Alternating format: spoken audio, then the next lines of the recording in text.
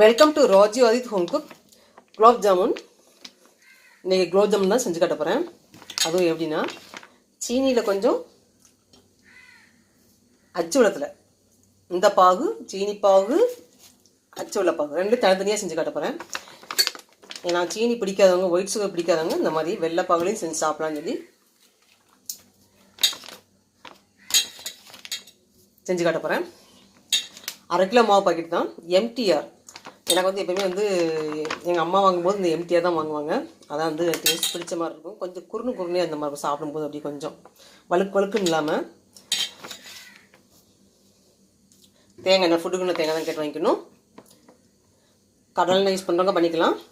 சீனி 3/4 இனிப்பு போடுறவங்க போட்டுக்கலாம். ரொம்ப தித்திப்பாக வேணுங்கிறவங்க போட்டுக்கலாம். சொன்ன அளவோட கூட எக்ஸ்ட்ரா போட்டுக்கலாம். வெல்லம் ஒரு 400 கிராம்